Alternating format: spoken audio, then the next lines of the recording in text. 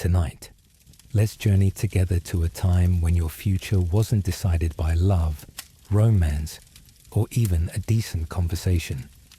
It was signed, sealed, and delivered by two families bargaining in a smoky hall, each clutching their interest tighter than a miser his last coin. Before we step into the flickering candlelight and echoing stone corridors of a medieval castle, take a moment. If you find these quiet nighttime histories soothing, maybe leave a like, a comment with where you're listening from, and a gentle tap on that subscribe bell. Not for me, but for the thousands of stories we'll walk through together. Now, draw the curtains, let your room cool to a gentle hush, and imagine it's dawn. Centuries ago, you lie on a hard straw mattress, the scratchy wool of your nightdress rough against your skin. Cold creeps through the stone walls.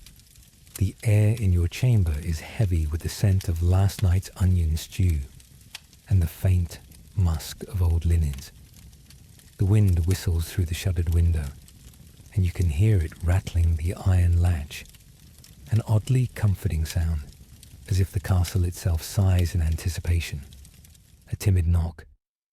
Your maid, little more than a child herself, enters with a basin of water that's more icy than fresh.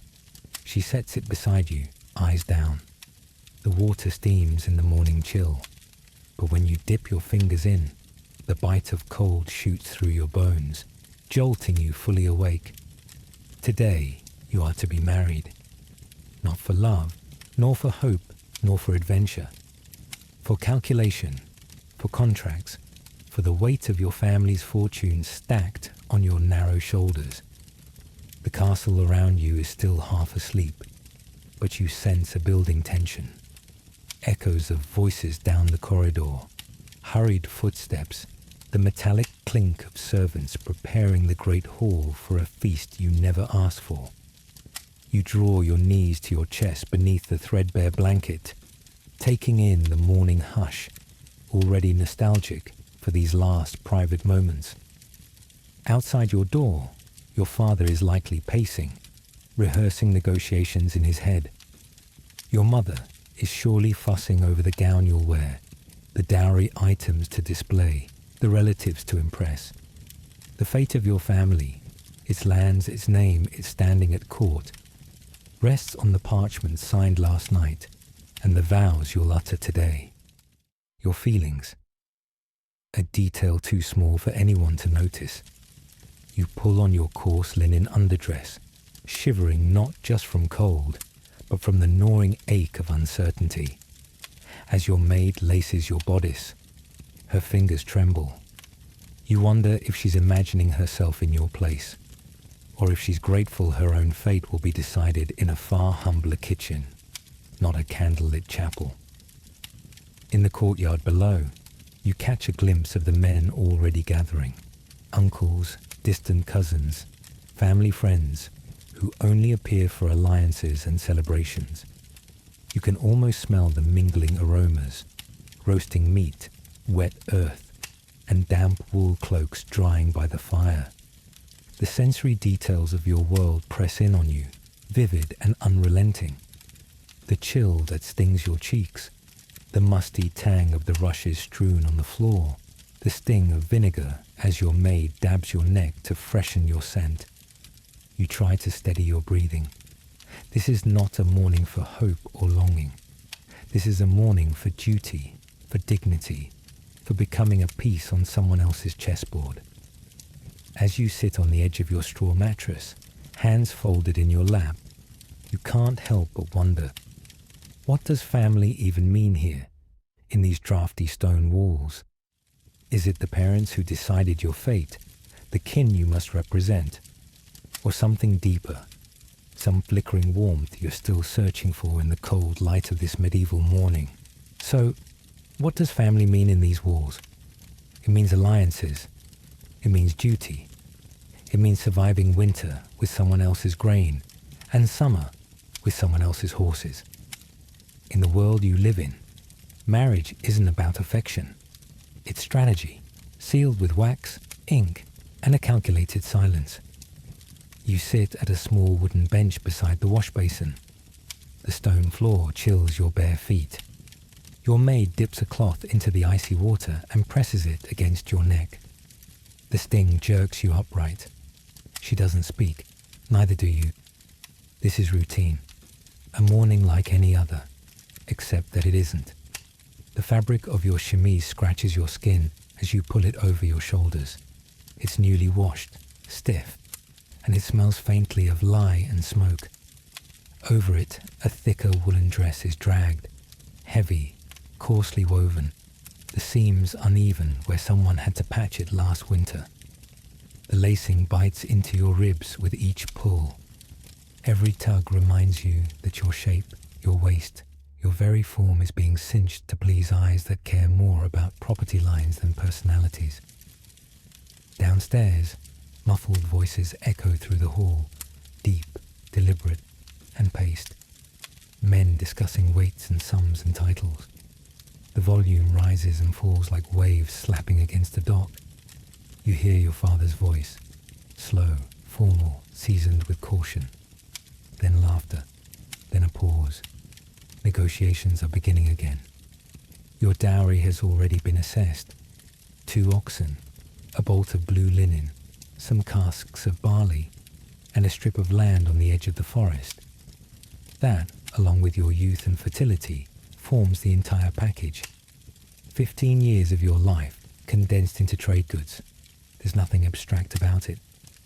In truth, few in your time find this strange. Most unions are brokered when the children are barely out of swaddling cloth. A girl born into a merchant's family might be promised before her first steps. A noble daughter like you is matched not for happiness, but for positioning. That's the game. That's the world. You stand before the looking glass. The polished metal offers a distorted reflection. Pale cheeks, narrowed eyes, a mouth drawn tight. Your hair has been brushed and braided.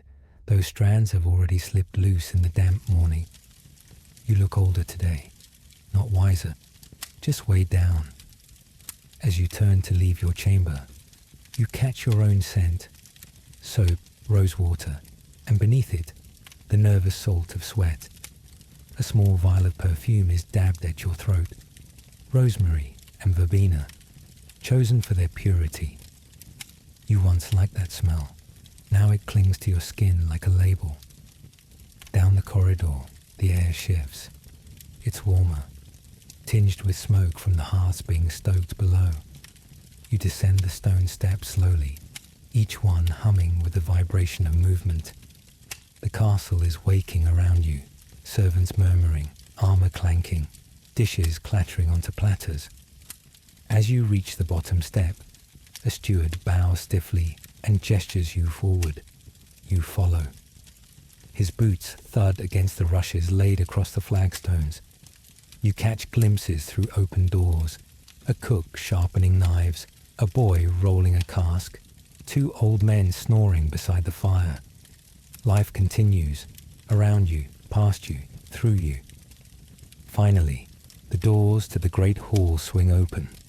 Heat rushes out, along with the scent of wood smoke and meat. Inside, candles flicker from high sconces. The walls are draped in tapestries that haven't been cleaned in seasons, each thread harboring the dust of generations. But they gleam just enough to impress. Benches line the walls. At the far end, your parents sit upright. Your mother's fingers twist her rosary. Your father is already speaking to a man whose cloak is lined in fur. Your future husband's kin, perhaps. They don't look up, not at you. To their side sit people you've met only in passing. Distant cousins, greying aunts, gruff uncles who drink too much and speak too loudly. They smile when they see you, but it's the hollow smile of those who admire the furniture. This isn't the wedding yet. This is still theatre. And you, wrapped in stiff cloth and tradition, are the centerpiece of the scene. A woman gestures to a place at the long table. You walk forward, your steps echoing too loudly. You lower your eyes and sit, spine rigid. No one says your name. You are not a person here. You are an offer. And then, just as the steward closes the doors behind you, sealing you in, your eyes scan the hall and meet someone else's gaze. Not your father's, not your mother's, not even the man they say is your betrothed, but his. And that's when you realize the play is about to begin. You sit rigid at the long oak table, its surface polished from generations of elbows and arguments. The grain of the wood glistens beneath the morning light, and your hands, trembling ever so slightly, rest in your lap, clenched in a tight, careful knot. You've been instructed not to speak unless spoken to, not to smile too broadly, not to frown, just to be presentable and quiet. The hall is warm now, the fires crackling in twin hearths, flanking the room, sending curls of smoke and roasted fat into the air. Your nose picks out cloves, onions, and something more pungent. Boiled turnips, perhaps. The dishes on the table glisten with grease. Pork with its skin blistered. Barley gruel soaking in broth. A trencher of honey-soaked bread already going soggy beneath its own sweetness. The smell turns your stomach. Or maybe it's just the nerves. Around you, conversation rolls like a storm cloud, thick, murmuring, and just beyond your reach. They talk about you, and yet not to you. A cousin comments on your posture. An uncle recalls when your first tooth came in, as if that somehow adds value to today's transaction. A steward mutters something about strong hips. Another voice questions the exact weight listed in the dowry document. You become an inventory. Eyes sweep across your figure as if tallying up what you bring. Youth, appearance, the potential for sons. Your teeth are discussed more than your thoughts. A priest glances at your hands and notes their lack of calluses. That's good. Or bad. You're not sure anymore. You want to ask, do I get a say in any of this? But then you feel it, that slight familiar pressure. Your mother's gaze, sharp as a needle. It pins you down without words. Her expression is polite, pleasant even, but her eyes speak loud enough. Do not embarrass us. You blink once, then look down at the plate in front of you. Bread, boiled eggs, a sliver of cheese, all untouched. The linen napkin beside you is still crisply folded. You can't imagine lifting your fork. Your hands feel heavy, like they've been forged from pewter. Across the room, servants glide past with jugs of watered wine and steaming platters. The clink of ceramic and the low rustle of embroidered sleeves brush the edges of your hearing. You feel disembodied, present, yet unreal. A figure in someone else's ceremony. There's a lull. The air shifts. Chairs scrape. Voices hush. A faint tapping of boots echoes in the corridor just beyond the arch. Everyone turns. Even your mother straightens slightly. Your father clears his throat too loud. Your stomach curls in on itself. The doors open. And he enters.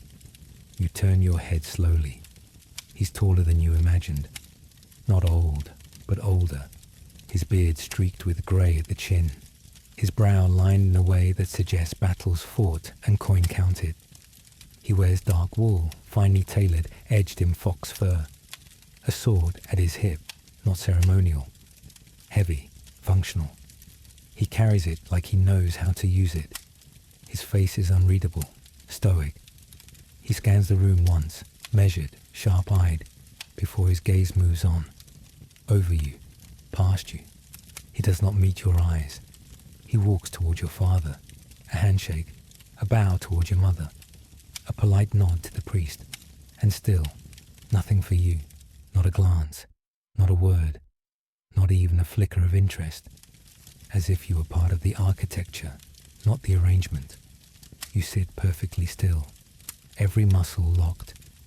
A bead of sweat slips down your back, slow and traitorous. You swallow. In the silence that follows, you feel something settle in the pit of your stomach. Not fear exactly, not disappointment either.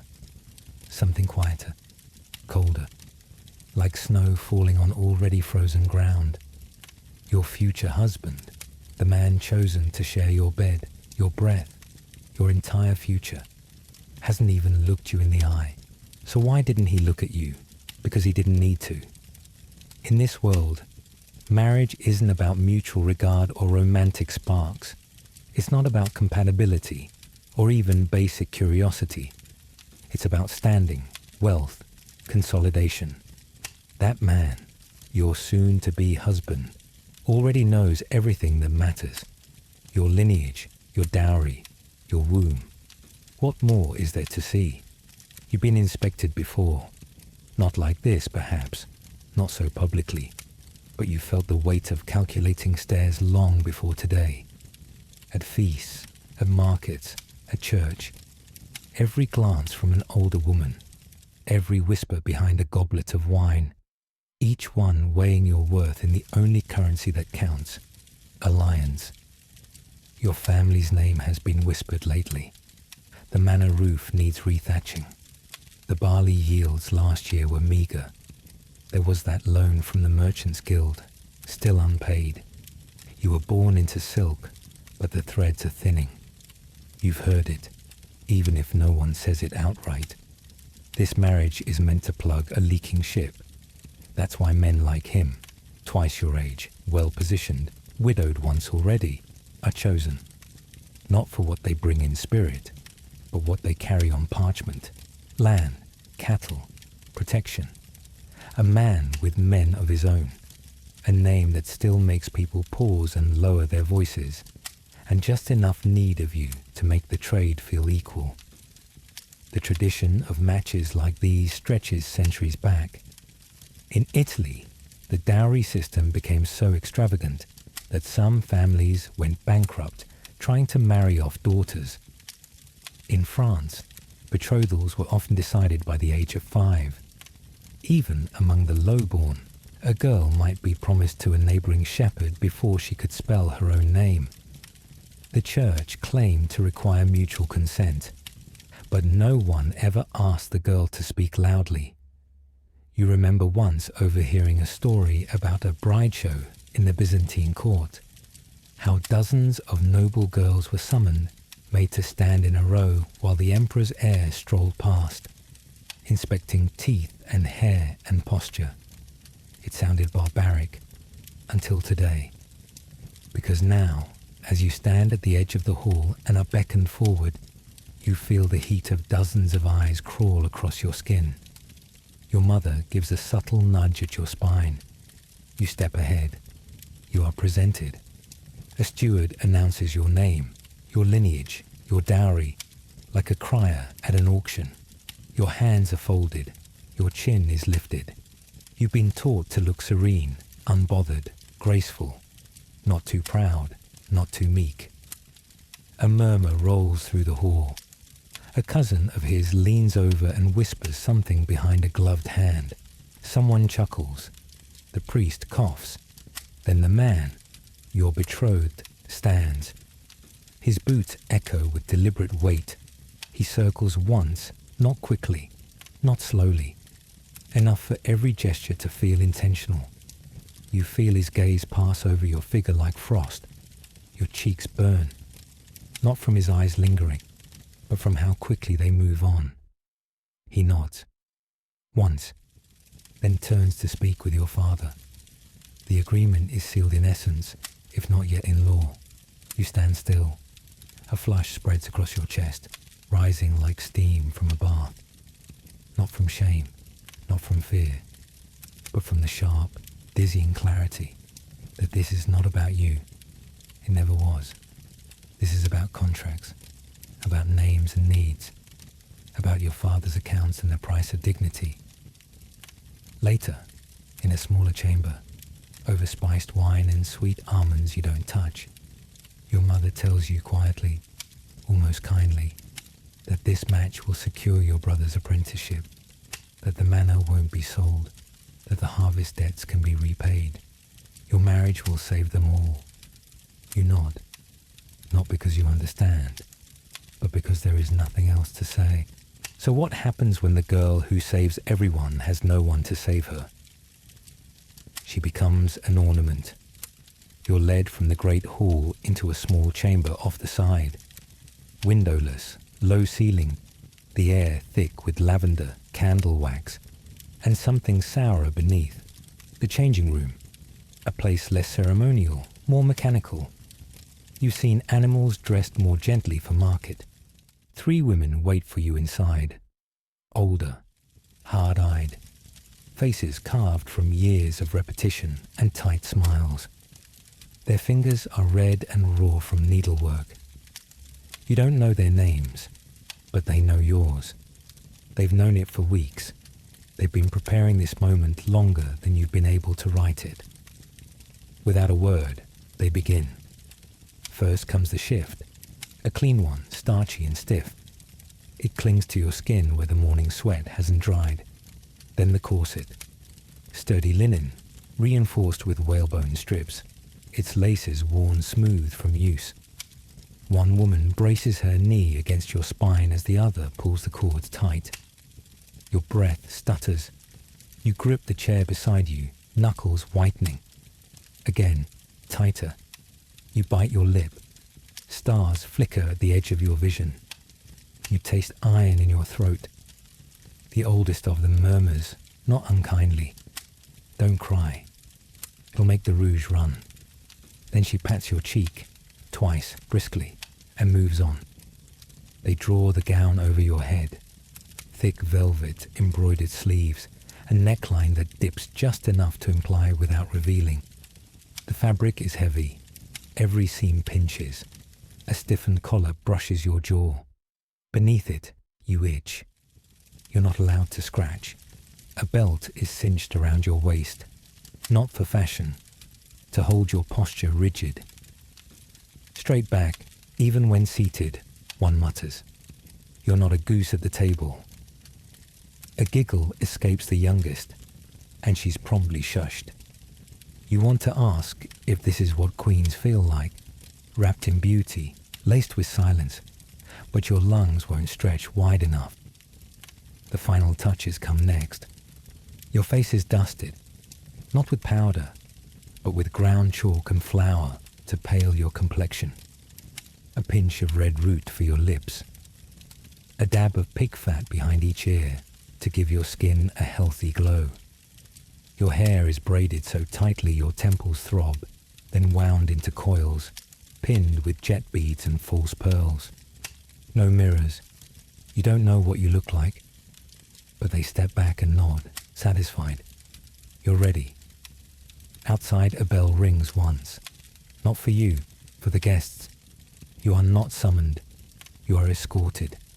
They form a line behind you, one at your left shoulder, one at your right, one walking precisely 3 steps behind, as if you were something sacred or breakable. The corridor is darker now. Candles have been relit, casting long golden shadows on the stone. Your slippers whisper against the rushes. Somewhere nearby you hear music starting, a lute, soft, tentative. The prelude to the ritual. You pass by a tapestry, one you've looked at since childhood. A maiden beneath a tree, reaching for a bird just out of her grasp. Today, her face looks different, not yearning, resigned. And then you stop, at the threshold to the chapel. The smell hits first, burned incense, beeswax, old wood. Then the sound, voices hushed in reverence, footsteps rustling on tile, the creak of pews shifting beneath unfamiliar bodies. You wait. The steward clears his throat. You inhale, just once, shallow. And then the doors open. Dozens of eyes, a sea of candlelight. The priest in gold vestments at the altar. Your family seated in the front pews. And there, standing tall, hands clasped behind his back, is your betrothed. Your eyes meet. For a moment, you forget the dress, the weight, the lace. You search his face. His expression is impassive, almost bored.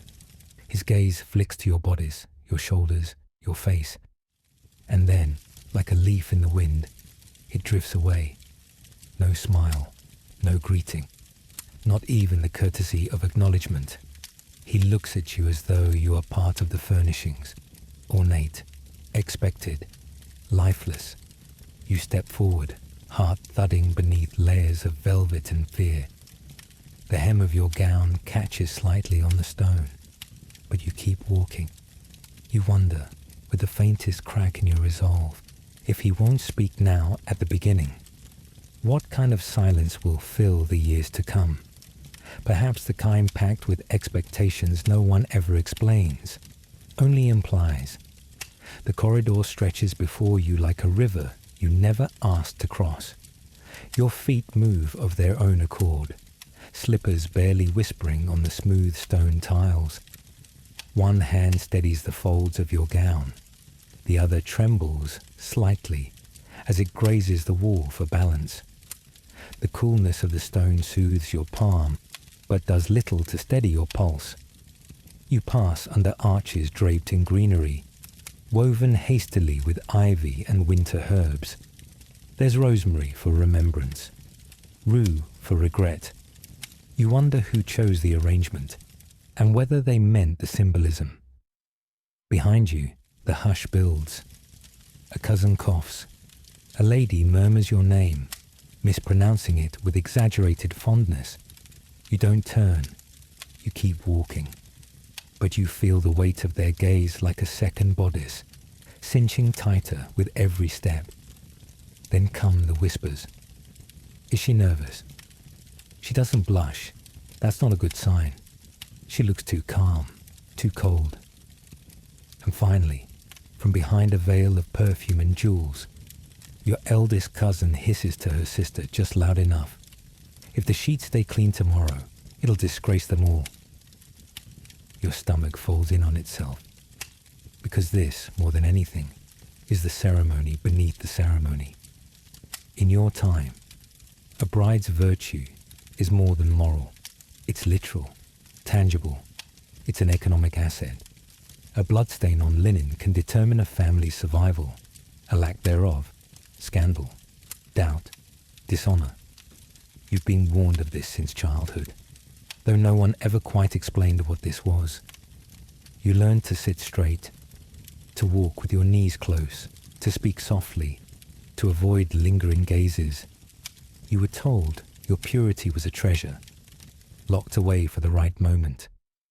But no one told you what it would cost to hand over the key. And now, as the chapel doors draw closer, you understand. This marriage isn't complete at the altar. It's sealed in bed, with witnesses and linen. In some households, the sheets are publicly displayed the morning after, hung like flags from upper windows or laid across the family table. In others, servants are sent in to inspect before dawn, bearing lanterns and judgments. A clean sheet might be blamed on witchcraft, or worse, promiscuity. A single error can unravel dowries, alliances, futures. You swallow hard.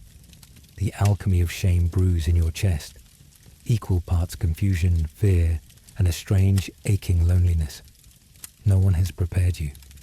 Your mother offered vague warnings. It will hurt at first, she whispered once, folding your underthings. But not for long, if you're lucky. A nun muttered something about duty and silence. The rest you pieced together from overheard chatter and the crude jokes of kitchen boys. And none of it tells you how to feel. Your fingers brush the carved wooden edge of the chapel's doorway. The scent of incense swirls around you. Amber and frankincense thick enough to sting your nose. Candles flicker along the altar, their flames bending in unison as the doors creak open wider. There he stands, again. Your future, waiting with gloved hands and an unreadable face. A priest motions. You move forward. The world narrows to footsteps and chanting. Vows are spoken. Rings are exchanged. Bread is blessed, faces blur, and then, like a painting slid into place, the ceremony ends. You are no longer a daughter, you are a wife. As the final blessing rings out, a servant leans close to your ear, too close, and murmurs, "Come." There's a chamber prepared for the binding. The phrase makes your skin crawl. Two maids appear at either side. You're escorted from the hall again, this time under a rain of rice and hushed prayers. Your eyes sting, not from joy. Upstairs the air is colder. A different silence waits there, heavier than stone. As you cross the threshold of the bridal chamber, its bed wide, its windows shuttered, its sheets too white, you hear a voice behind you, breathy and cruel. "If something's wrong," it says, "the whole family will be shamed." If something's wrong, the whisper echoes behind you, the whole family will be shamed. And yet, what exactly could go right about standing at the edge of your own unraveling? The chapel greets you like a damp stone mouth, swallowing you whole the moment you step inside. You feel it instantly, the coolness that clings to your skin, the scent of melted wax, and something older, musk, sweat, the trace of incense lingering too long in the tapestries. You walk slowly down the central aisle, your steps muffled by the straw-strewn floor. A hush settles over the pews. Every footstep becomes a drumbeat in your ribs. The velvet hem of your gown brushes the stone with each stride, soaking up centuries of dust and whispered prayers. At the altar, the priest waits. His hands are folded. His expression is unreadable. Behind him, a crucifix looms, wooden, weathered, flecked with candle soot. You fix your eyes on it, not for comfort, but for stillness. It doesn't move. It doesn't judge. It just is. You reach your place beside the man who now shares your name, though not your thoughts, not your breath, not even yet your hand. He stands rigid, eyes forward, jaw set like marble. You can't tell if he's nervous or numb. The priest begins. Latin phrases roll off his tongue, warm and hollow, like steam from a drying pot. You don't register the words, not truly. They pass through the space between you like smoke. There's mention of honor, of unity, of sacred bond. But to you, the words are soaked in frost. You hear obligation, expectation, sacrifice. You clasp your hands together to keep them from trembling. Your gloves are stiff with embroidery, the fabric pressing into your knuckles like tiny teeth. Your shoulders ache beneath the weight of your gown. Your stomach churns with everything unsaid. He hasn't looked at you. Not once. Not when you entered. Not when you stood beside him. Not even now, as vows are spoken into the hush like spells. You steal a glance sideways. His gaze remains fixed on the altar, unmoved. Do you take her? You nod. It's a motion rehearsed more times in your head than in front of a mirror. A gesture learned through watching others, daughters, cousins, strangers. None of them looked radiant. All of them looked resigned. A ring is slid onto your finger. Gold, heavy, tight at the base. It pulses with your heartbeat. Your hand remains suspended, even after he lets go. You lower it slowly, not sure it belongs to you anymore. The ceremony flows on. Bread is broken. Wine is blessed. A veil is lowered and lifted. A final benediction sung with all the enthusiasm of a funeral hymn. Then silence. The priest closes his book. The room exhales. Chairs shift. Someone coughs. It is done. You are married. And still, he hasn't spoken. As the priest steps aside, your new husband turns towards you for the first time. You feel it before it happens, like a ripple through the air. You brace yourself. Then you feel it. A hand, firm on your shoulder. You do not move. You do not breathe. The pressure is neither harsh nor soft. It is simply there, a weight declaring possession, a signal that the vows weren't just said, they've been claimed. His thumb presses lightly into the velvet just above your collarbone. You freeze, not because of pain, not even because of shame, but because in that brief moment, with the eyes of half the hall still fixed on you and the candles guttering low, you realize something far more terrifying than the silence before. You cannot read his face, but what if he can read yours? He can read your face, you're sure of it. And yet, he says nothing. You walk beside him now, not hand in hand, but shoulder to shoulder. Close enough to feel the warmth of his sleeve brush yours, distant enough to wonder if this is what your life will be, adjacent but untouched. The chapel doors close behind you with a low, final thud. The priest's voice fades. You descend the narrow steps into a different sort of ritual, one filled not with vows, but with veal and veiled remarks. The great hall has been transformed. Tables groan beneath platters of roasted game, salted fish, figs preserved in honey, and wheels of cheese wrapped in damp linen. Trenchers, thick slabs of stale bread used as plates, steam slightly where stew has been poured. Candles drip wax-like sweat. The air is thick with the scent of cinnamon and thyme, and something underneath. Something earthy, unidentifiable, human. You take your place beside your husband at the center table. A goblet is placed into your hand before you can blink. Wine, deep red, swirling in a silver cup heavy enough to double as a weapon. A servant bows, and someone lifts a horn. The first toast. A noblewoman, round and red-faced, raises her cup toward you. To new beginnings, she says, and there's a lilt of amusement in her voice that makes your stomach tighten. Everyone drinks. You sip, barely. The wine burns a little going down. The clatter of voices resumes. Laughter, occasional coughs, the clink of knives against pewter. You hear your name passed around like a coin, softly, speculatively, sometimes followed by your new surname, which feels like someone else's clothing worn backward. You sit still. Your husband chews in silence. He cuts his meat precisely, methodically. You watch his hands. The ring he wears catches the candlelight and flashes at irregular intervals, like a warning. And as you sit, motionless in the middle of the celebration, you think of other weddings, not just yours, not just this. In village fields, weddings last for days. In the French countryside, a peasant bride might dance until her feet bleed. 3 nights of ale and ankle bells, with bread thrown for luck and infants placed in the marriage bed for fertility. In Poland, brides are blessed with bread and salt.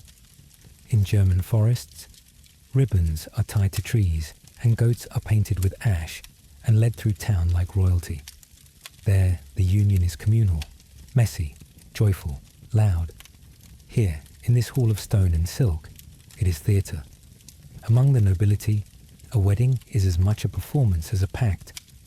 In Florence, gold-threaded robes and crimson cloaks make brides shimmer like icons. In London, men gamble on when the couple will emerge from their chamber. In Castile, a bride's virtue is paraded like a relic, sanctified, then discarded. And always the food, meats flavored with clove and vinegar to mask the rot, pastries so sweet they make your jaw ache, almonds painted with silver leaf, everything meant to impress, to weigh down the guests with abundance and awe. But here's the truth you feel now, deep in your bones, beneath layers of velvet and expectation. This feast isn't for you. It's for them. They celebrate the contract. They toast the convenience. They grin at the symmetry of 2 houses joined by profit. They sing, not for love, but for legacy. Your presence is required. Your joy is optional. Someone across the table raises a second toast. This one louder, more brazen. To the night ahead, he says with a wink that curls your spine. Your cheeks flush, but your face remains still. You take another sip. The wine does not help. You glance around. Eyes are on you both. Hungry, expectant, amused. Like they're watching a prized mare and her chosen stud. Your posture stiffens. Your husband does not notice. Or he does. And simply doesn't care. You fold your hands together in your lap.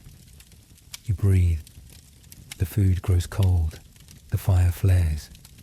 Someone begins to sing, and laughter rolls through the room like thunder beneath a velvet sky.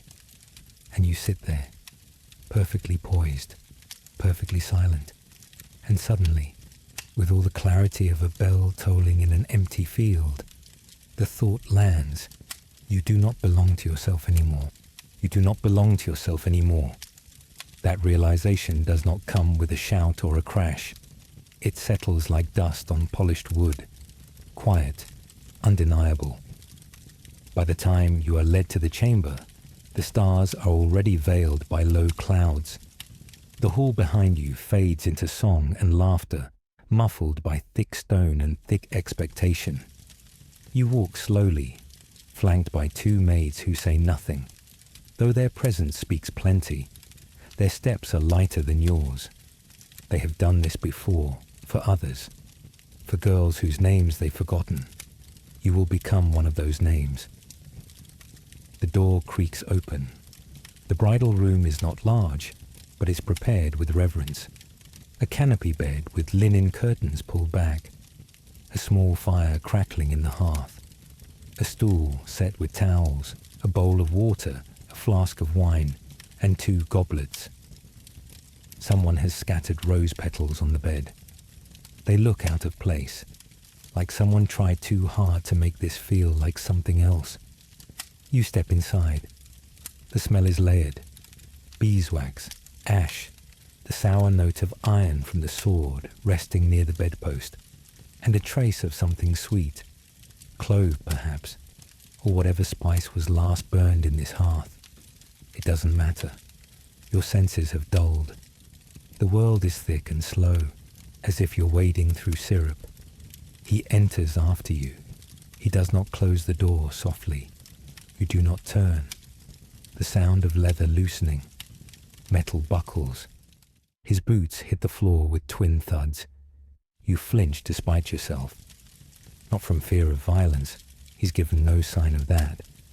But from the absence of any word, any gesture, any warmth. Your back remains straight.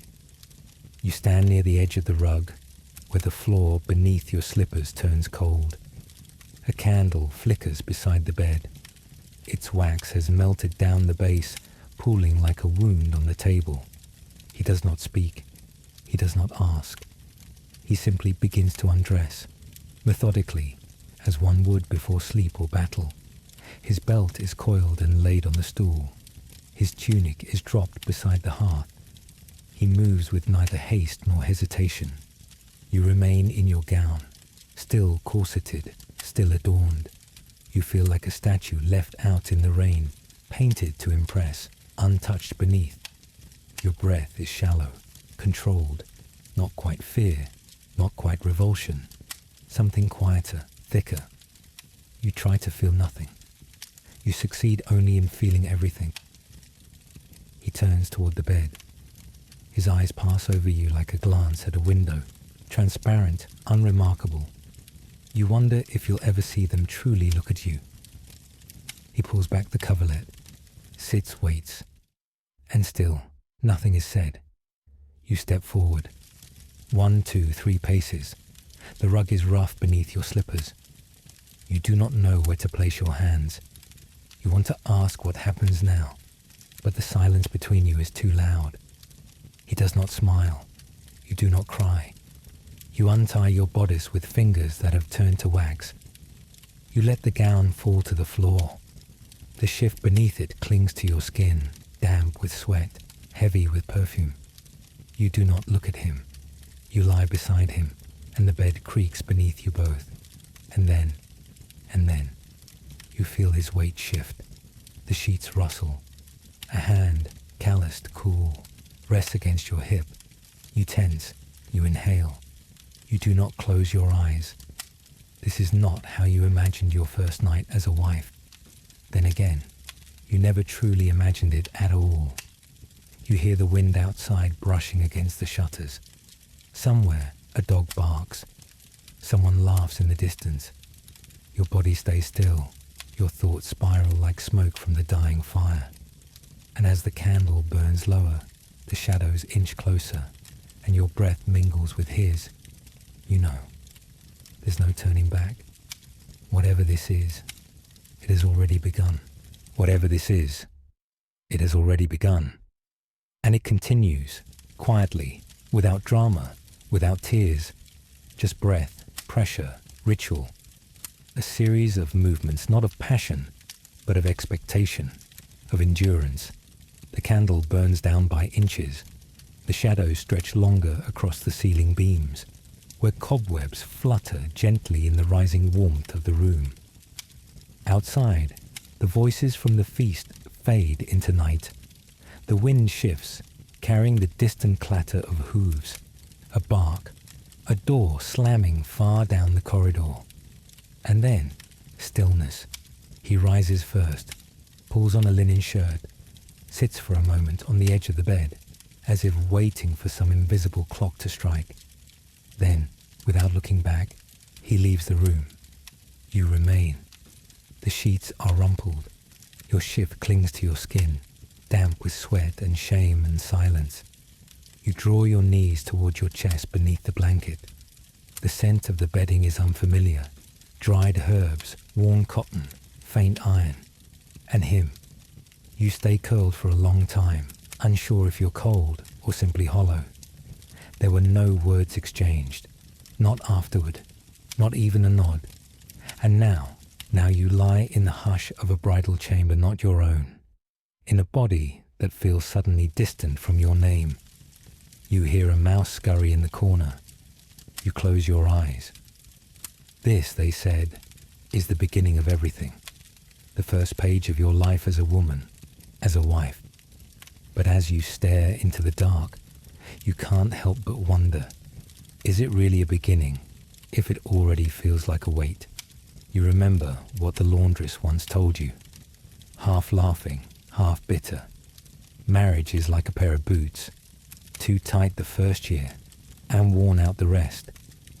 She'd been married 3 times, and now, as you lie still, hand pressed flat to your belly, you understand what she meant. In the Middle Ages, most couples did not marry for love. Love was a luxury, a poet's delusion. Marriage was a contract, often sealed before adolescence, often signed between fathers, often carried out with more attention to livestock than to affection. You were wed to secure borders, to settle debts, to raise heirs, to fold one estate neatly into another. And when the doors closed and the candles guttered out, you were left to navigate the quiet. Wives were expected to obey, to bear children, to endure. A woman who questioned too much could be silenced. A woman who denied her husband could be punished. In canon law, marital debt was a real thing. The idea that either spouse had a right to the other's body, regardless of desire.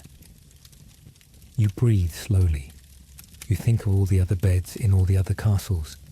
Girls like you, lying like this, eyes wide, questions caged behind clenched jaws, wondering what tomorrow brings, if anything will change, if they will. You think of the women who found solace in each other, in whispered talks while mending linens, in brief glances across market stalls, in shared exhaustion. You wonder if you'll have that. The fire crackles. The bed frame creaks as you shift. The straw-stuffed mattress rustles beneath you, its scent sharp and dry. One of your fingers finds a rough seam in the linen, a tiny hole where threads have loosened. You trace it absent-mindedly, trying to anchor yourself. Are you just part of a deal? Was that all you were ever meant to be? You don't know. You only know that the version of you who woke this morning is gone. That girl, in her stiff gown and quiet hope, vanished somewhere between the altar and the pillow, and in her place lies someone new, not stronger, not wiser, just different. You open your eyes to the darkness and feel the shape of the words settle around you like a second skin. You're a wife now. But what does that truly mean? What does it truly mean to be a wife? This morning, it means pretending your bones don't ache and your thoughts aren't scattered like ashes across the bedchamber floor. You wake to the grey light of dawn leaking through the shutters. The room is quiet, save for the faint pop of embers in the hearth. Your limbs feel heavy, like you've slept in a suit of chainmail. The sheets, creased, spotted, twist around your legs. A maid has already been in. You didn't hear her. You sit up. Your nightdress has been pulled back over your shoulders. Your hair is a tangle of pins and loosened braids. You feel bare, though you're covered. Not exposed in body, but in something deeper, something without a name. You step down onto the floor. It's cold. Not enough to bite, but enough to remind you that the night is over. And now, the proving begins. Outside the chamber, the corridor is brighter. The torches have been extinguished. Footsteps echo somewhere below, fast, firm, rehearsed. The castle breathes with the rhythm of routine.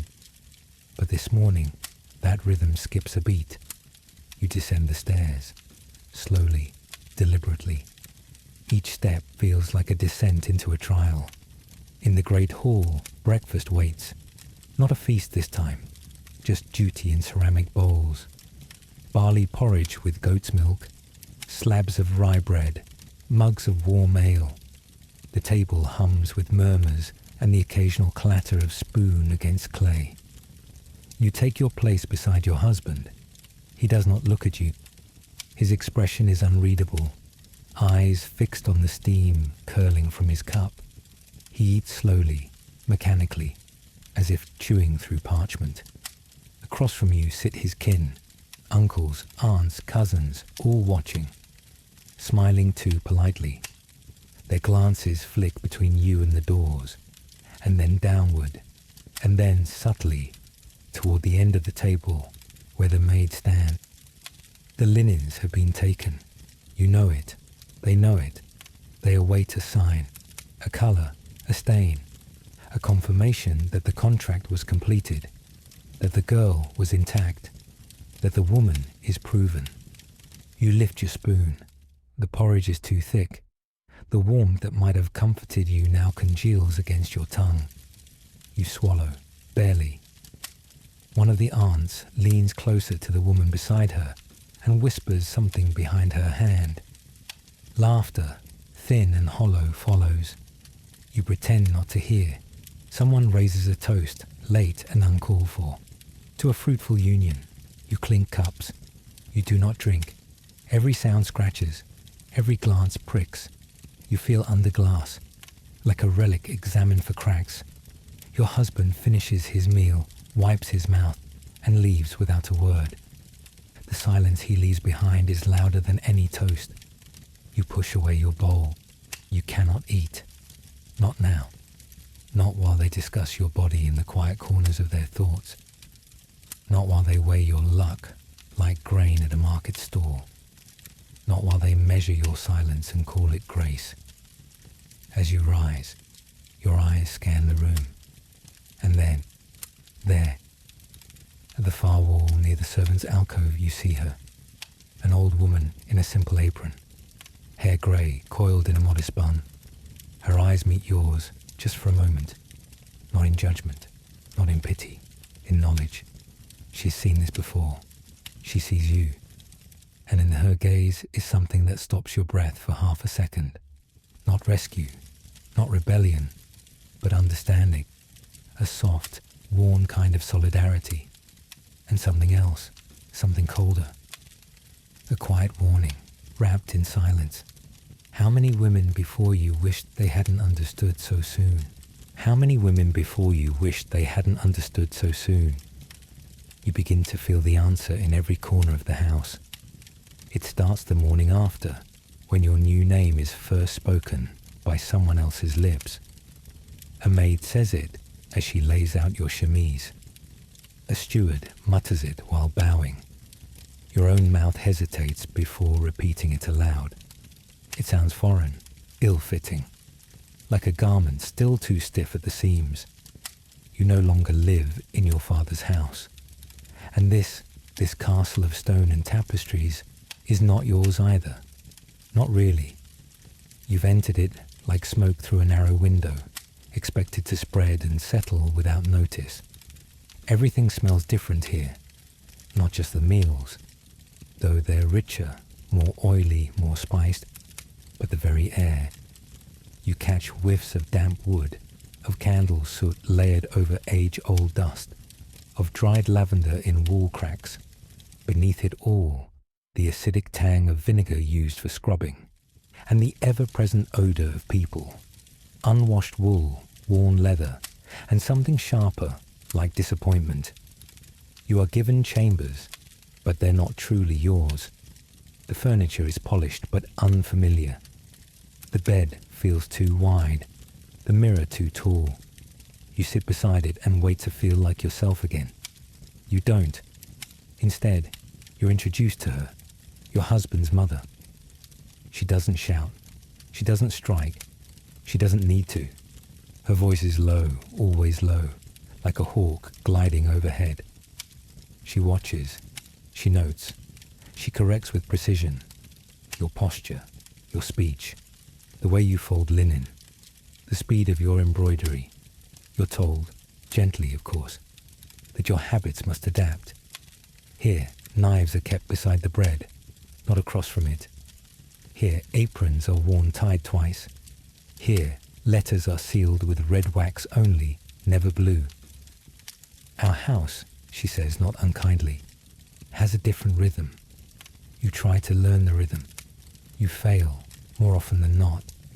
You forget a name at supper. You lace your bodice too loosely. You nod when you should curtsy. The corrections come with smiles. And behind those smiles, a quiet tally. And then come the lessons. How to store root vegetables in sand. How to boil linens in lye. How to prepare a tincture of elderberry for fevers. How to recognize mold on hard cheese without slicing. You write none of it down. You dare not. But you memorize. Your thoughts begin to arrange themselves not by desire, but by obligation. And through it all, one expectation hangs heavier than any curtain. An air. The whispers have begun already. She is young, yes, but strong. Her hips seem broad enough. God willing, before winter. You are a vessel now, a future, a question waiting for a name. Your husband speaks little to you. He returns late from the hall, often smelling of mead and leather and horse sweat. He eats, nods once, and retreats to his own thoughts. You ask a question once, about the steward, about the hounds, and he answers with a shrug.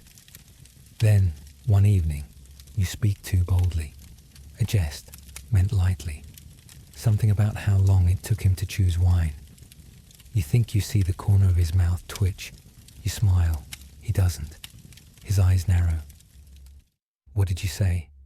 You try to explain, to soften, but the softness lands poorly. His hand grips the edge of the table, knuckles white. You forget your place. You say nothing more that night. The silence between you turns from empty to sharp. The space around you becomes colder. The warmth of his sleeve that once brushed yours in the chapel now feels distant as a memory of summer in winter's teeth. And in the quiet of your chamber, as you sit by a fire that flickers but does not warm, you wonder, if you speak wrongly once, how many more words will you have to swallow to survive here? How many more words will you have to swallow to survive here? Perhaps all of them. The next morning brings no apologies, no reconciliation, just silence that seeps into the walls, into your food, into your breath. Your husband speaks only when necessary. You do the same. The castle hums around you, life continuing as if nothing happened, as if nothing ever does. He rides out at dawn, a message to deliver, a meeting with neighbouring lords, land to inspect. The details are vague, the tone final. You nod when he speaks of it, not because you agree, but because you've already learned. There's no room for your voice in that conversation. And now you are alone. You stand by the window. The morning light filters through the frost-touched glass, casting long golden bars across the cold stone floor. Outside, the field stretches wide and winter pale, broken only by the black ribs of leafless trees and the distant shimmer of hoarfrost on old stumps. You press your fingers to the glass. It's colder than you expected. Below, in the courtyard, a servant drives geese toward the gate. A girl hauls a bucket of water, slipping twice on the slick flagstones. Someone shouts. A dog barks. You are above it all, safe, dry, silent. Too silent. Your breath fogs the pain. You draw a line through it with one finger, then wipe it away, and your mind drifts to what came before, to laughter in your father's hall, the scent of bread rising in your mother's kitchen, the feel of grass under your bare feet, the scratch of bark beneath your palm as you climb trees you were told not to, the thrill of running just because you could, the weightlessness of not being watched, of not being owned. You remember your brother's crooked grin, your sister's chattering stories, the way your father's voice softened only when he spoke your name, the way your mother brushed your hair with a patience she never gave to anyone else. You remember being someone, not this figure in borrowed wool, with words measured and steps timed, not this wife whose hours are counted in chores and glances and what isn't said. You sit. The bench beneath you is hard, unforgiving. The room smells of lavender and lye. Someone has washed the linens again. The hearth is low. You should call for more wood. You don't. Instead, you find the writing board. It's been left on the corner table beside the inkhorn and the stack of coarse parchment. Your hand hovers above it. You could write. You could send a letter home. But what would you say? Dear Father, thank you for the dowry. The ceiling leaks. Dear Mother, I'm learning how to cut turnips into uniform pieces. It is the most exciting part of my week. Dear Sister, remember when we used to dream of who we'd marry? Don't. You pick up the quill. Dip it once. Watch the ink bead at the tip. You write, I am well. You stare at the words. So small, so not true. You add no more. You fold the paper, seal it, and hand it to a passing maid without meeting her eyes.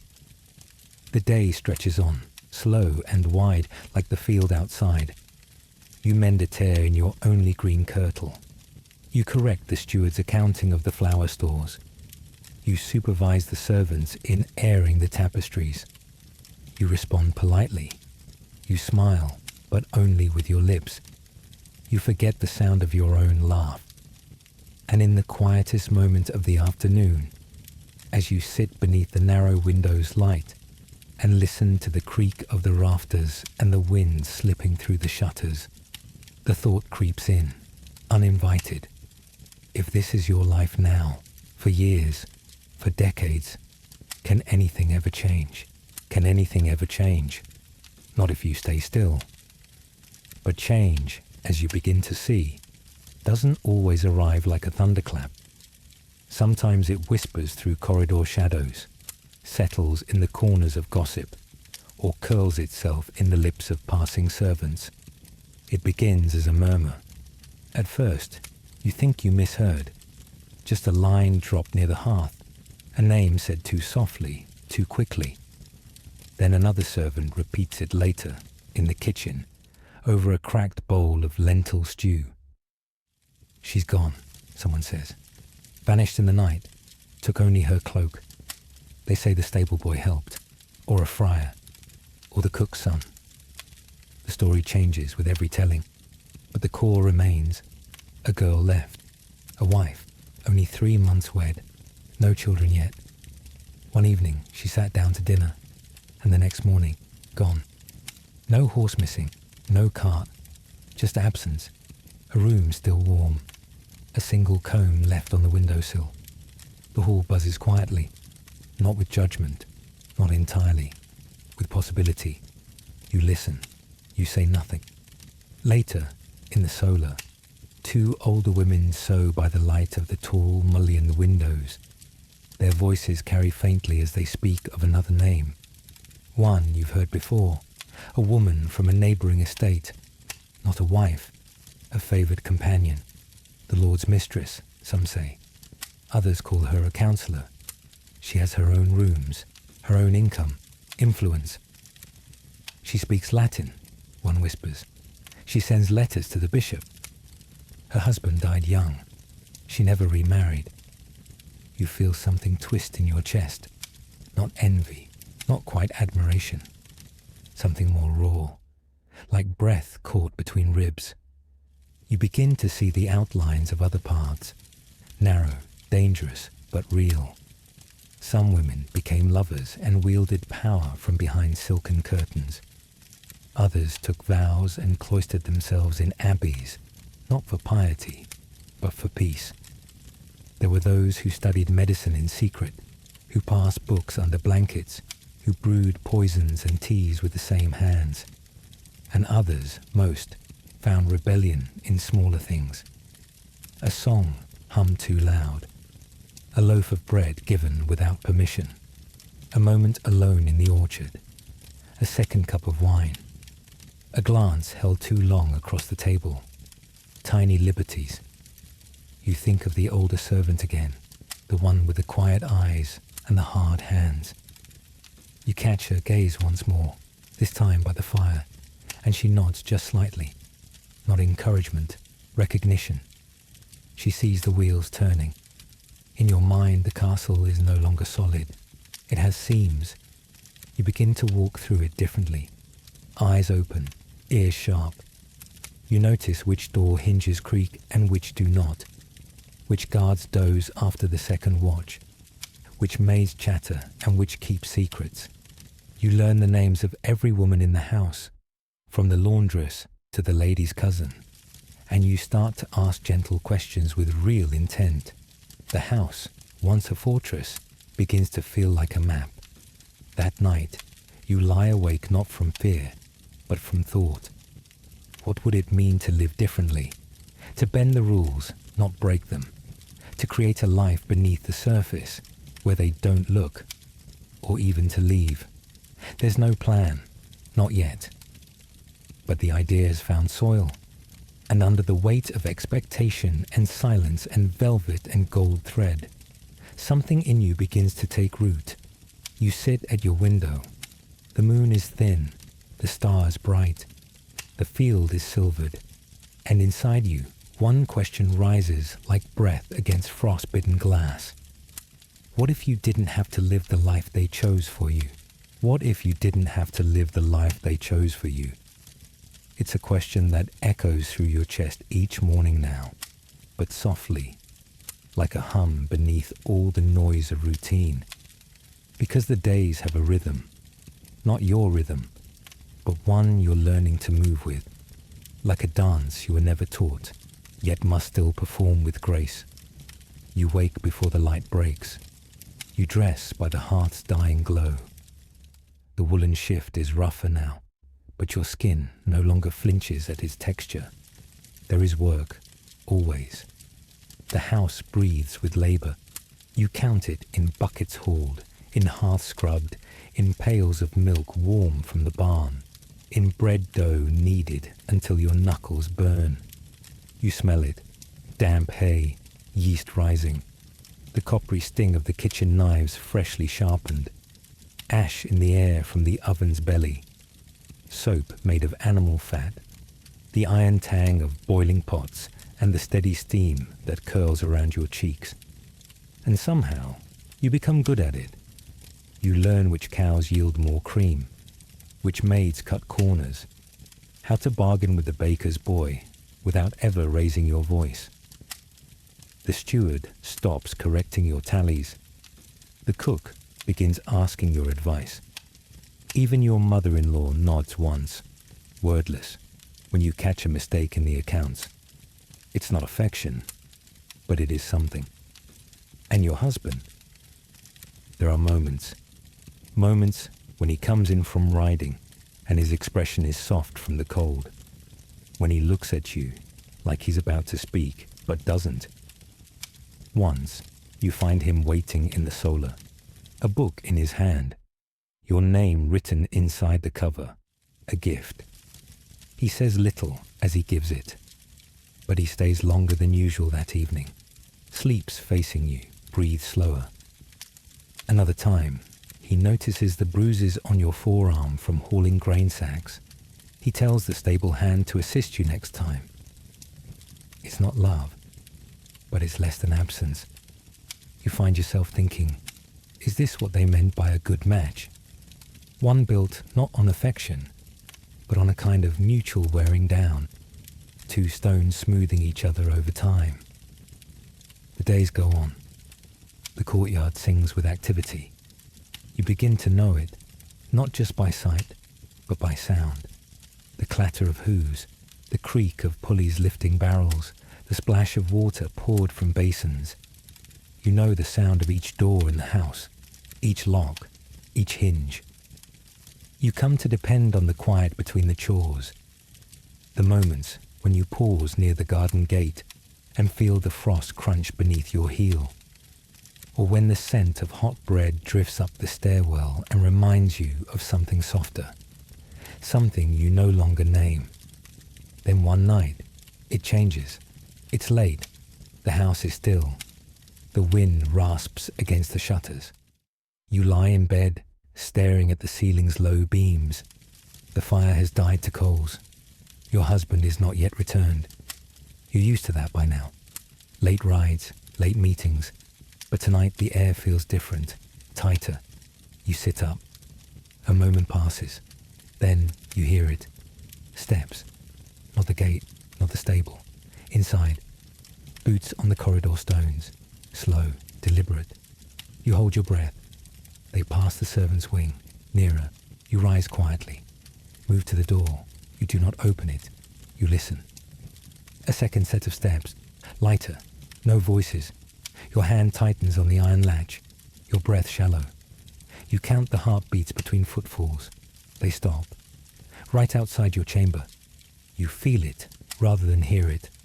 The pause. Then retreat. The steps fade. And with them, the fragile comfort you've begun to build. You wait a long while before lying back down. Eyes open. Breath held. Because now, another question coils in the back of your mind. Who came with your husband? And why did they stop at your door? Who came with your husband? And why did they stop at your door? The question clings to you the next morning like the mist that rolls in off the fields. Thin, cold, persistent. It doesn't leave even as the sun rises pale over the frost-laced stones, or as the hearths are stoked back to life. It lingers. You watch the servants more closely, listen between words, and that's when you notice it, something out of place in the corridor near the guest chambers. A handkerchief, not yours, linen fine, embroidered with an initial you don't recognize, lightly scented with a fragrance that doesn't belong to any of the women you know in the household, something floral and foreign, layered with musk, faint but distinct. The kind that stays on skin long after it's gone. You tuck it away before anyone sees. No words, no accusations. Not yet. Later that day, while checking the spice stocks in the lower storeroom, you find another clue. A goblet, one of the silver ones reserved for honored guests. tucked behind a barrel, still stained with wine, and near it, a faint mark in the dust, like a heel print, narrow, not from any boot you recognize. Something clicks in your mind, though you cannot name it. You breathe in the cold, chalky air of the cellar and suddenly feel like prey. And then you remember the silence, the way your husband turned away quickly that morning. The fact that he never asked where you were last night. You realize perhaps he didn't need to. In the Middle Ages, fidelity was rarely expected of a nobleman. Affairs, especially discreet ones, were common currency among the elite. Marriage was for alliance, mistresses were for passion, and the line between respect and reputation was drawn in ink only for one half of the union. You. A woman straying risked everything: status, name, safety. A man straying risked nothing, so long as he was clever, so long as he was discreet. Still, the rules weren't entirely unwritten. A wife might be blamed for her husband's wandering, for being too cold, too dull, too proud, too plain, too anything. And yet, there were stories, always stories, of clever women who found allies in silence, of wives who kept lovers in the stables, of nobles who paid off wet nurses to raise bastard sons, of queens who wrote in code, hiding their desires in the margins of hymnals, of maidservants who vanished and reappeared with strange jewels and new names, of the river, that old river winding behind the orchard, where secrets had always flowed downstream, carried away from the castle walls like petals scattered in a storm. You think about these women more and more, and you begin to feel the weight of watching, the way conversations pause when you enter, the way servants glance at each other too quickly, the way a door seems to open half a breath too soon. You become quieter, more precise. You stop speaking in the hallways. You begin walking barefoot at night, so your footsteps won't echo. You find you can now open the library door without a sound. You learn who keeps watch, who sleeps deeply, who talks in their dreams. And then, one evening, as you're settling the accounts in the solar, a boy enters. A new servant, barely more than 12, face too serious for his age. He approaches with caution, eyes lowered, hands you a folded scrap of parchment, no seal, no name. He says nothing, and vanishes before you can ask. The paper is rough, the handwriting, a careful, practiced script. Come to the river gate tonight, walk alone, no light. There's no signature, no thread, just that one line. The ink is barely dry. You read it 3 times. Then you fold it again, slower this time. Press it to your palm. And you think, not of fear, but of choice. Because in a world that offers you none, even the illusion of choice can feel like thunder. Who is waiting for you at the river? And what will they ask of you? Who is waiting for you at the river? And what will they ask of you? The night is thick with fog, soft as breath against your cheek. The moon is a pale sliver, barely enough to see by, but you know the way. You wrapped yourself in the dark shawl that once belonged to your mother-in-law, a heavy, faded thing that smells faintly of lavender and dust. Your boots make no sound on the dirt path, softened by evening dew. Your hands tremble only slightly. The note burns in your memory, each word a match. You walk without torch, as instructed, past the old chapel, past the millstones stacked like ancient teeth. The air is colder here, lower to the water. Moisture clings to your lashes. The reeds rustle. For a moment you freeze. Then you see him, a figure at the edge of the trees, not a servant, not your husband. He steps forward, slowly, not hiding, not rushing. He wears no hood now, and that, somehow, is the most frightening part, because you know that face. Not well, not intimately, but you've seen him before, at the feast last midsummer. He had stood by the wine casks, speaking to your cousin. You remember his laugh. It had surprised you then, warm and unguarded. His name had passed you later in a hallway. Rowan. Now, here in the cold, he looks different. His clothes are simple, travel-worn, but clean. His boots well made. A sword at his hip, but not drawn. His face is strong, but tired. His eyes, darker than you remember, study you not with hunger or command, but with sorrow. You stop, 5 paces away. Your pulse is a drum. He speaks first, a whisper. I had to see you. You say nothing. He bows his head, hands open at his sides. I don't come for mischief, he says. I come for truth. And then slowly, carefully, as if the air might shatter, he says it. I think I love you.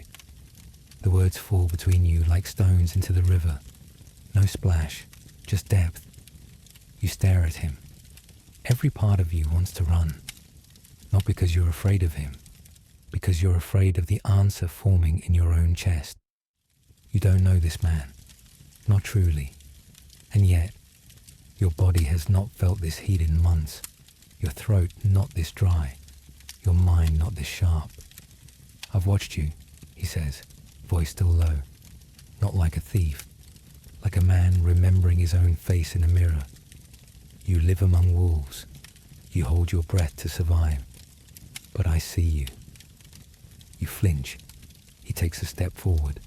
I know what it is to feel caged. I've lived it. I've bled for it. But I left. I rebuilt. I came back because I couldn't forget you. You shake your head. You don't know me. I know enough. A silence. The river gurgles beside you, eternal and indifferent. In the trees, an owl calls once, and in your chest a war. Because he is not your husband, and this is not your life. But for the first time since your wedding, someone looks at you not as property, not as duty, not as disappointment, but as flame. He steps closer. You do not move. I won't ask anything tonight, he says. I won't touch you. I only wanted you to know. You swallow. Your hands feel cold, and yet your cheeks are burning. I have to go, you whisper. He nods, but as you turn, his voice stops you once more. Come back tomorrow, he says, if you want more than what they gave you. You walk away.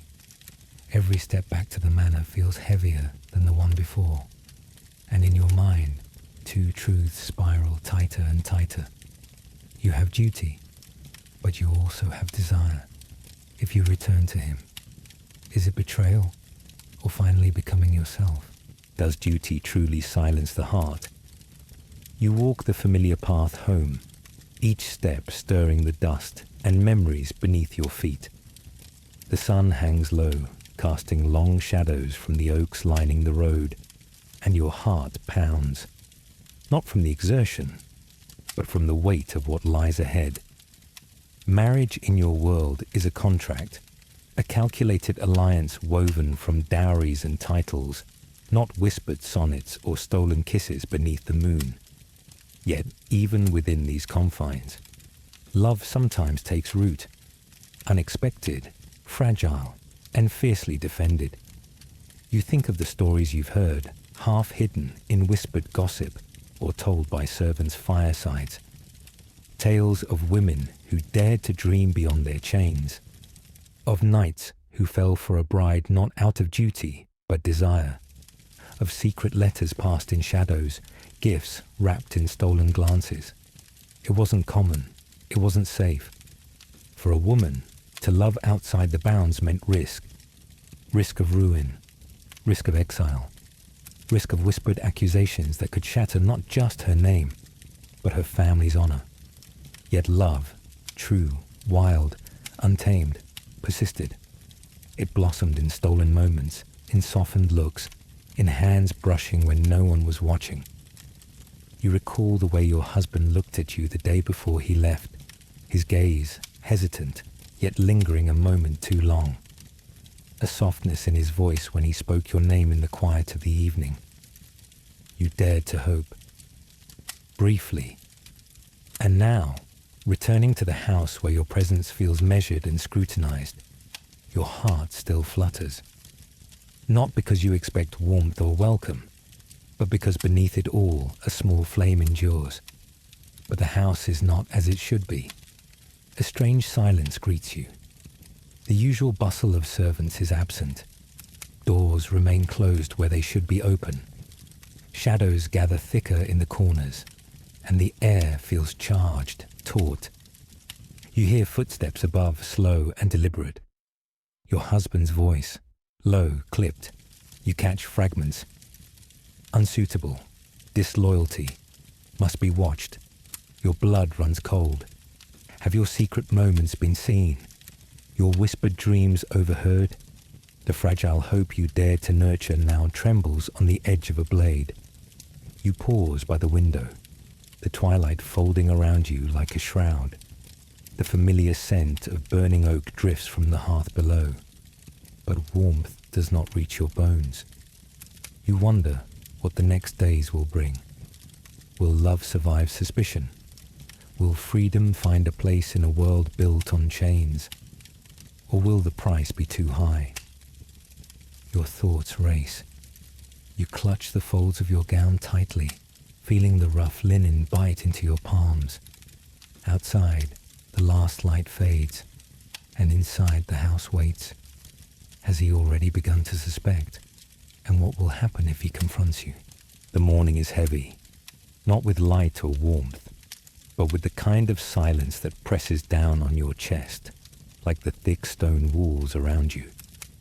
You wake to the distant, muffled clatter of servants moving in hushed tones, their whispers floating up through the cracks in the floorboards and through the heavy tapestries that line the halls. The air is cool but stagnant, as if the castle itself holds its breath. You rise, each movement slow and deliberate, careful not to betray the turmoil coiling inside. The linen of your gown scratches softly against your skin, rough but familiar, a fragile armor against the unknown. Outside your chamber, footsteps echo on the cold flagstones. Not light or casual, but measured, purposeful. You catch a glimpse of a servant's eye, a flicker of unease, quickly masked by a polite bow. In the hall, faces turn as you pass, eyes narrowing ever so slightly, glances exchanged too swiftly to be innocent. Your husband speaks little. When he does, his voice is clipped, brittle, as though the weight of suspicion is a chain pulling tight around his tongue. His gaze falls often upon you, searching, hesitant. The household feels like a tightly wound clock, every gear in spring trembling on the edge of unraveling. You move through the morning rituals with practiced grace. The scent of roasting meat and baking bread fails to stir appetite.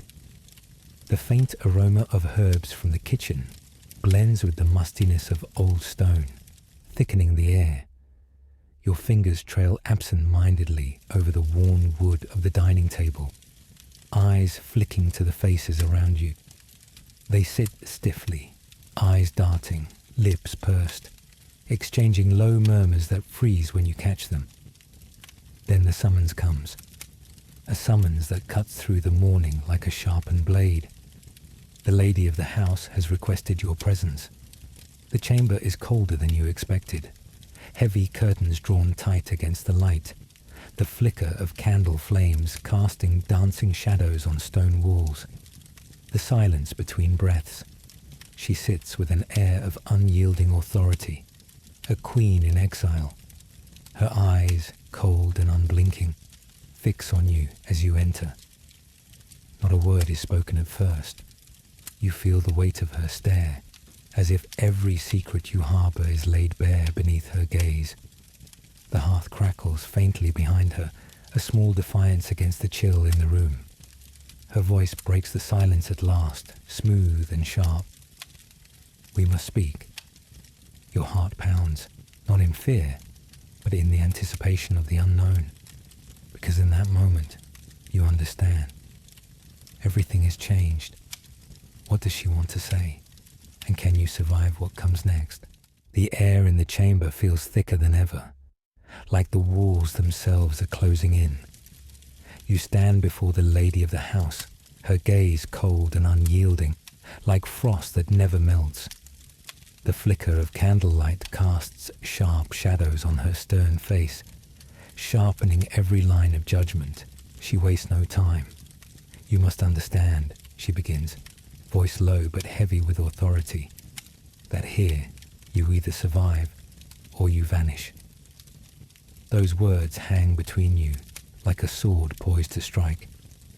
You steady yourself, feeling the rough fabric of your gown against your skin, the faint scent of lavender from the herbs in your hair. Your hands are clenched, fingers white as you prepare to speak. In this world, a woman's honor was fragile, woven from threads of obedience, reputation, and silent endurance. An accusation of betrayal could mean exile, imprisonment, or worse. It was a dangerous tightrope walk, where one misstep could unravel not only your own life but that of your entire family. You recall whispered stories, women confined to cold towers, their names struck from records, their lives erased by suspicion and fear. You look into the lady's eyes and see no mercy, only the weight of centuries-old traditions. You speak carefully, your voice barely more than a whisper. I have done my duty, but words mean little here. She steps closer, her presence overwhelming. Duty is not enough. Trust is not given freely. You feel the sting of those words as sharply as any lash. Yet you fight, not just for yourself, but for the faint glimmer of respect you've carved out amid this harsh life. You remind her of your efforts, managing the household, bearing burdens silently, upholding the family's name. The room grows colder still, the silence stretching taut between accusations and defenses. Her eyes narrow. You must learn. There is no room here for softness, for mistakes, for sentiment. Her voice drops, almost a hiss. Betrayal threatens everything. The family, the land, the legacy you swallow hard, knowing well the truth behind her words. But something shifts inside you. You are no longer the timid girl who arrived at this house. Each trial has forged a new resolve, a flicker of strength beneath the surface. The lady's final words echo as you turn away. Remember this, you are not the same as before. You are a commodity, but now your price is different. Her meaning is clear.